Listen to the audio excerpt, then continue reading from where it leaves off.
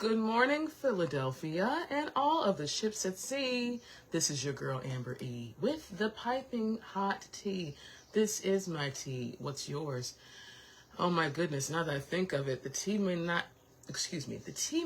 need to be as piping hot as it has been in the last few months. You know why? Because guess what, Philadelphia? It is gorgeous outside. It's in the mid 50s right now here in Germantown and Philadelphia vicinity, but we're looking at a low of 50 degrees and a high of, wait for it, 81 degrees today, good people. What does that mean? It might mean that you might need to crank out the iced tea recipes, because unless you like your tea hot no matter what, or if you're in if you are in a air conditioned space, you get to still enjoy it hot. For the rest of us, please make sure that you stay hydrated, because it is going to be warm, W-A-R-M, in the next few days, Philadelphia. I mean, next week we're going to have temperatures in the 80s and in the 90s next week. And again, I think that's the highest that it's been in 2026 thus far. We may have had some spurts in there in the high 80s or 70s, but it's going to be pretty darn consistent for a little bit. So guess what, Philadelphia? No matter what, make sure that you keep your tea sipping. Maybe not piping hot, but sipping. Because remember, tea is indeed balm for the soul. Where was this weather on Mother's Day? Actually, I take that back, because if you recall, if you were in the Philadelphia area, Mother's Day was gorgeous. We got some rain in a few places, but the wind was nice.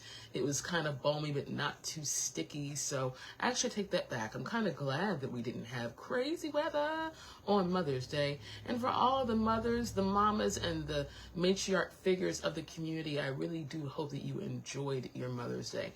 As a matter of fact, on my way out on Sunday, a person stopped me. I'm a hat wearer, for those of you who don't know. I love a good hat. And someone saw my hat as well as my kimono and said, "Oh my goodness, you look great. Are you a mom?"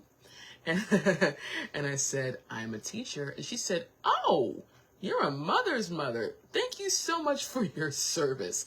I've never heard that phrase before. You're a mom's mom. But hey, I will take it. So again, for all the people who bring the love to the children, no matter how they identify, no matter whether they're from your heart, your womb, your home, or your community, thank you for being the superhero that they need. And if you only heard it on Mother's Day, I'm saying it again for the Saturday after Mother's Day. Guess what, Mama? You did that. We saw you. You bring love unconditionally. You are amazing, and we love you. So that's my way of saying I hope that you enjoyed your Mother's Day weekend. One other thing I do want to mention is that for those of you who did ask, yes, the flower display outside of Maplewood Mall is still here at G-Town Radio. So do not forget that if you did miss it, you still have time. You have a couple of months, actually, to come peep this, look at the lyrics, get some inspiration. Even if you do walk around Maplewood, you will, if you look down, see quite a few displays saying that there is still poetry in Germantown. So just because you might have missed the opening gala does not mean that you don't get to love on the artwork in our community. And let me just pause for a second. I recently located, so I really want to say this. I love me some Germantown. I love me some Germantown. There is such a beautiful, refreshing eclecticism, and I'm not too far away, but my goodness gracious, do I love this part of Philadelphia. So I'm really glad that I still get a chance to enjoy this area, because it's full of such warmth and energy. There's such power and joy here, and I do really hope that you feel it when you walk outside, or if you get to visit. And I mean, come on, Juneteenth is next month. The festival is coming up very soon. So for those of you who are going to be in the Germantown area, the Johnson House is right in that area. Come look, come see. There's a lot to learn about Germantown, and there's even some moves. I'm not seeing anything that has been posted. Uncle Bobby's is relocating a little further down, still staying around the Germantown sound. But remember, there's so much that's happening here. So I'm just blowing a kiss to Germantown and to all the listeners of Tea with Amber E. Mwah. Let's get some tea started, shall we? Today's tea is interesting. I was going to do a green tea, which, as you know, is still in the black tea family. But at the end of the day, I needed to jump into something a little harder, so I went back to my old faithful. I went to my Earl Grey. And no, it's not because my last name is Earls. It's because Earl Grey is the balm for the soul for me. There's something about the bergamot. And I talked a little bit about this just last week when we were talking about English breakfast, but this particular black tea, Earl Grey, has these aromatics just make me feel so good. And so that's what we're going to do today. I might do green tea next week, and I was going to shift it up because I came with a plan, and I went, nope, we ain't doing that. And yes, I do put cream in my I do put cream in my Earl Grey tea. I'm laughing because after last week's episode of Tea with Amber E, I went to this absolutely divine flower crown making class at the welcome table. And I'm going to give a quick pause. Today, if you are in the vicinity of the welcome table, Vicki Hatcher herself, who is the biggest BTS fan that I've ever met in my life, is doing another class. I bring that up because she did one a couple of weeks ago. But she's doing another class today on chopsticks. And this was one that I missed the first time, but it's back by popular demand. So Vicki will be looking for you. I am looking to enjoy my chopstick experience, and we're going to have a good time.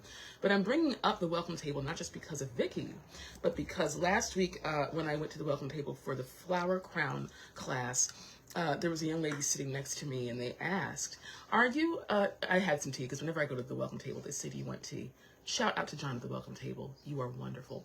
And I was putting cream in my tea, and she looks over at me, and she goes, you know, I think people who put cream in their tea are low-key serial killers.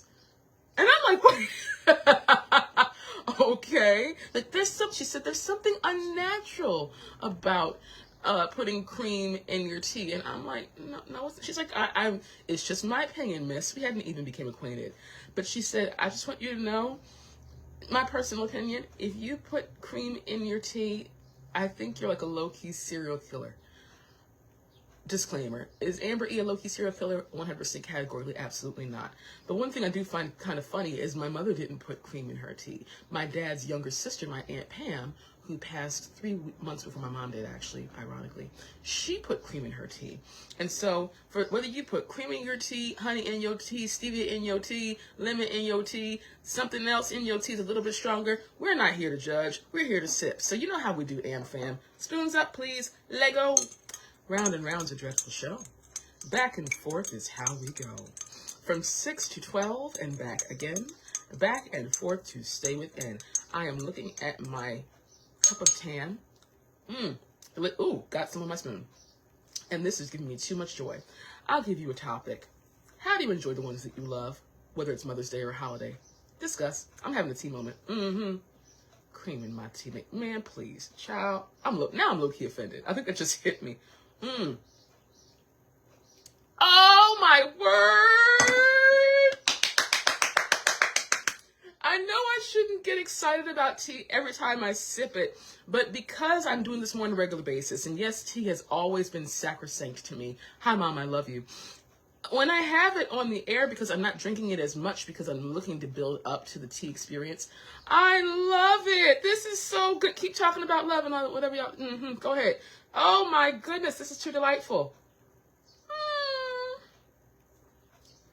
I will never, ever, and I don't always like to speak in absolutes, but I think I can honestly say that I will never, ever get tired of the tea sensation.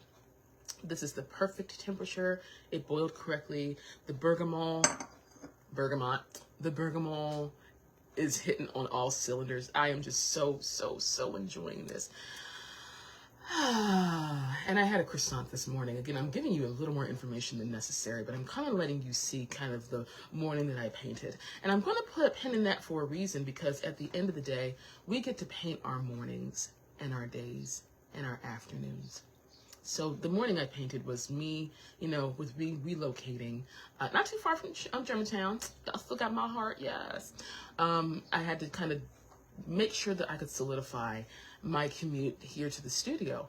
And so in doing that, it was me having to be a little more succinct about it. What kind of morning do I want? What kind of music am I playing? I did blow out the candle in my bathroom, making sure I remember that. Yes, I did. And little things like that. And in doing that, it was a good woo-saw reminder that I have more control than I realize over my day and my destiny. Isn't that something?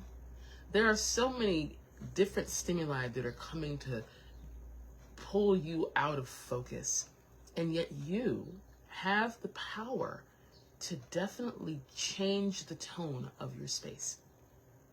Love on people as you remember to love on yourself. This is just me having a tea moment. This is me having an audible, what am I feeling this moment tea moment. I just want to remind each of us as we're having our tea, going through our day, enjoying this absolutely beautiful sunshine, to take control of your day. Remember that you have more power than you realize. There may be things that come for you, especially for the mamas. The babies may be crying, the husband, the partner, or whomever may be doing whatever. But you superpower, definitely have more control than you realize. Speaking of control that we realize, there were two things that I wanted to point out.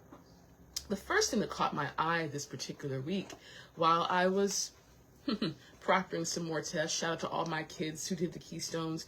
You did it. Don't let a test define how brilliant you are, especially to my young people who yesterday we had a talk in our African American literature class about, I wish I'd written it down, but there was a young man, I'm paraphrasing, who said that entertainment is becoming a rocking chair for my generation. And when I hear things like that from 15-year-olds, 16-year-olds, 17-year-olds, I clutch my pearls a little bit like, wait, what did he say? Entertainment has become a crutch for my generation. There's still hope out there, good people. We're going to be fine. But anyway, one thing I wanted to point out that really caught my eye was, of course, the aforementioned Met Gala that I talked about last Saturday. That, again, last week's mention was, we're going to talk about Nicole Kidman being a co-host and Beyonce being a co-host, and even how Blue Ivy has gotten so tall and looks so much like her mother. And looks like her mother, and I'm going to leave it at that. But one thing that caught my eye, in addition to the looks, was not only the theme of, movie costumes, I'm paraphrasing, of course, the official name of it, but the theme of movie costumes being brought in to highlight the Met Gala, and some people looked amazing. Don't get me wrong. Heidi Klum remind me of the Pietà sculpture, or the Madonna holding Christ sculpture. She looked amazing. People criticized it. She looked amazing to me, though. But one thing that really did catch my eye was that there are some people who usually go to the Met Gala who made a conscious decision not to attend this year. One of the most outspoken was the Oscar-nominated Taraji P. Henson. To quote an article from USA Today, the color purple star took to social media in the days leading up to, quote-unquote, fashion's biggest night to share her disapproval of celebrities attending the May 4th museum fundraiser, which boasts Amazon founder Jeff Bezos and Lauren Sanchez Bezos as lead sponsors and honorary chairs. And she actually put in social media a quote that says, 3 clap emojis, 1, 2, 3. I am so confused by people that are going. I'm just like, WTF are we doing? She actually wrote that as a May 2nd comment under writer and pop culture commentator Meredith Lynch's Instagram post. And so, again, I'm in the same article, of course. In her video, Lynch criticized the Metropolitan Museum of Art for accepting money from Jeff Bezos. And again, it goes on to talk more about what he's funded, whom he's funded, so on and so forth. And again, also Immigration and Customs Enforcement uses Amazon Web Services cloud systems. And so, again, Taraji has attended the Met Ball quite a few times. And one thing Taraji can do, Taraji P. Henson with her fly self can wear her a look, honey. I said what I said. But when I saw that, I thought to myself, this feels like an ongoing dialogue between separating the bigger picture, which of course is the Metropolitan Museum of Art, and standing behind people who will fund the event, who may not have the, how do I put this and still sound like a lady, who may have been controversial. I'll put it like that. And so we do see this theme of separating the yay from the nay in order to help the bigger picture. And so I guess the question I would ask you, AmFam, is, and again, I'm seeing some posts in the comments, of course. Aw, thank you. That's so sweet. Thank you, Ebony. But the question I would ask you is, in the world that we live in, where no one is perfect, where the bigger picture is the most important part of the struggle, whatever the struggle may be, but then air quotes, are we supposed to separate those two? Or do you just not say yes to someone who doesn't, or something rather, I'm trying to be fair here, who may not have the squeakiest hands or the most non-controversial, or the more controversial reputation? And again, I really do want to emphasize the fact that I understand that no one is perfect. I get that. Does Taraji have a point though? Should celebrities who are paying quite a bit of money, unless they're being sponsored by a fashion house or someone who bought a table at the ball, again, it's avant-garde, debatably avant-garde of the theme's biggest night.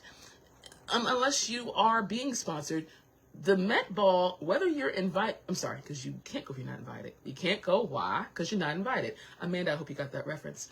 Anyway, are you able to, if you're paying a big penny, stand behind someone or something that the public opinion does not necessarily agree with? Or do you discard that altogether? Do you say, guess what? At the end of the day, it's my money. This is the cause that I'm supporting, and that's the end of it. Just something to think about. Something I chewed on a lot this week. You know, where do I invest my time? With whom? Does it have to be all or nothing when it comes to giving my support to something or not giving my support to something? Again, if you look around Philadelphia, there have been quite a few posts for 250 years. Again, July 4th, 2026 is going to be the United States of America's 250th birthday. And again, there's posters, there's sponsors on the sides of SEPTA buses, there are billboards, if you're in Germantown, there are benches that say 250 with a little Liberty Bell underneath it. And yet, right now in American history, we are in such a trying, tense, controversial time where leadership and people who support leaders are definitely butting heads. There's censorship. There was even a post from the U.S. Department of Education this last week, for Teachers Appreciation Week, that had a cartoon character holding something that made a lot of people upset. Was it bad? No, but was it controversial? Yes. And every educator is now having listened to the Department of Ed regarding how we shape our curriculum. There was even an article posted that I did put on my social media page about how there's schools in Florida that are not teaching African American history anymore. And so now there are classes being taught independently so that students do not forget where they come from and or do not let the excuse that it didn't happen to me, I had nothing to do with it, that was my grandparents, or I'm not African American, I'm not black, I'm not a person of color, be excuses so that you don't know about black history. And so it shouldn't just be in February, it should be all year round, where again, there are so many different months. There's AAPI month, there's Hispanic Heritage, Asian American Pacific Islander, AAPI month. There is Hispanic Heritage Month, there's Indigenous People Month. It's not just Black History Month in February. There are months dedicated on the calendar so that we all know about the histories for the people who come from all different parts of the world. That's America. Let's call it what it is. As a matter of fact, I've always kind of been turned off by that notion that America is a melting pot. I like to think of America as a salad. When we're all in a melting pot as a soup, so to speak, you can roast. I'm going to use a lot of metaphors, but bear with me for a second. You know, you roast your red bell pepper and you roast the white onion. You roast the green bell pepper. You put in the garlic. You put in the tomato, so on and so forth. And of course, if you blend all that up, it's going to be one huge soup with probably the red tomato being the most prominent color. And that's not bad because that's the base of the soup.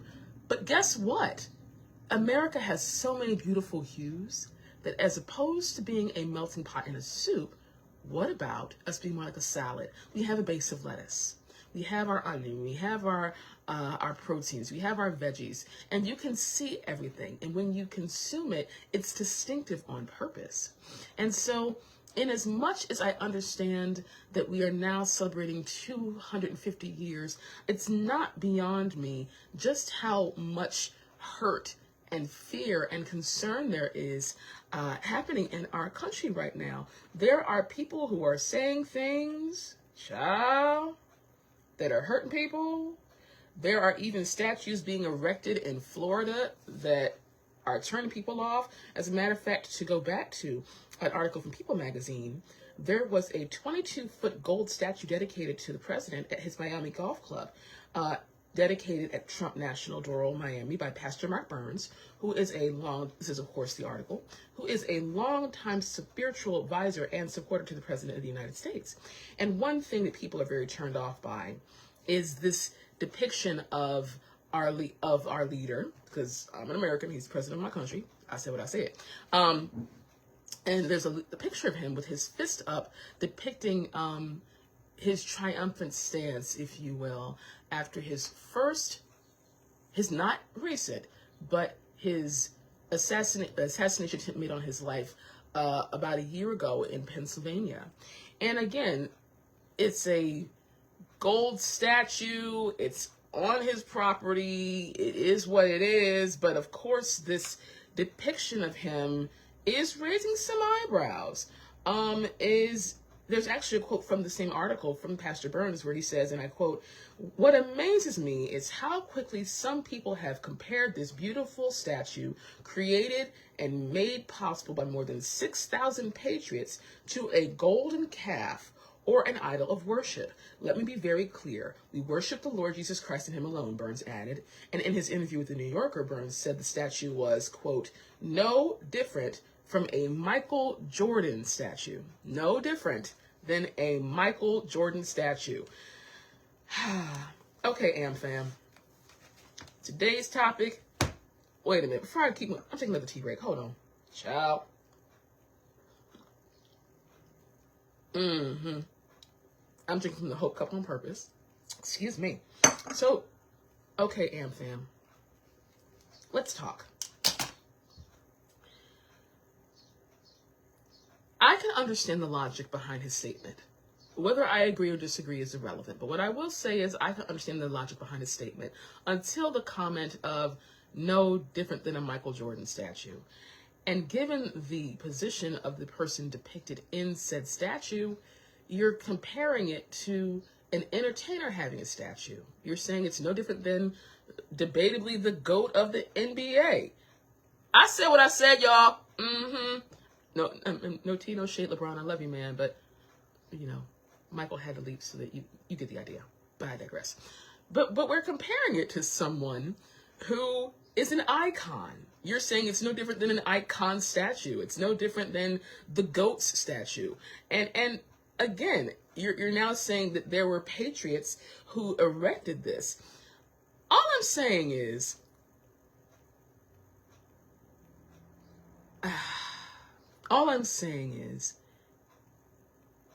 in looking at the presidents of old, one of whom is actually opening up his center on Juneteenth next month. We see you, sir. Forever POTUS. God bless you, man. In looking at the presidents of old, there was always this expectation of humility. There was this feeling that, well, this person is not perfect. No person in politics, no person breathing oxygen and exhaling carbon dioxide is perfect. But there are expectations. There are expectations of people who are in that level of power and leadership. And something about that, especially since now people are saying, are there any parallels that we're missing here? Did I miss something? Did you miss something? So on and so forth. It definitely does make one arch their eyebrow and go, what message are you trying to convey? Is it your way of congratulating yourself for surviving the assassination attempt? Again, I wish death on no one. I get it, but okay. Is it you saying this is, to quote Diana Ross, "It's my house and I live here"? Okay. Whatever the message is, it's definitely sending up some flags to some people where it's like, but what are you definitely trying to say here? And as we move forward, as we get closer to voting for the midterms, and by the way, as I said to my students yesterday, and look very close, as I said to my students yesterday, get out and vote. VOTE, vote. I understand the logic behind it. There might be people controlling things from the inside out. I don't know, but guess what? Make your voice heard. I am blinking like this on purpose. Get out and vote. Thank you. As things are happening in our country, in our nation, in our community, in our world, where people are looking at going to the polls as a colossal waste of time, I have no problem getting on this particular soapbox and saying straight out, This is a time to vote. I cannot emphasize that enough. If you don't want to hear it, it's not going away. That voice is not going to go away, because now is the time for us to take back the powers that make us uncomfortable and say, hold on, I'm shaking you, I'm waking you up, and I'm reminding you that I still breathe oxygen and out carbon dioxide, and at the end of the day, my voice matters. Do not let anyone, let me back up a little bit. I'm not angry, I'm passionate.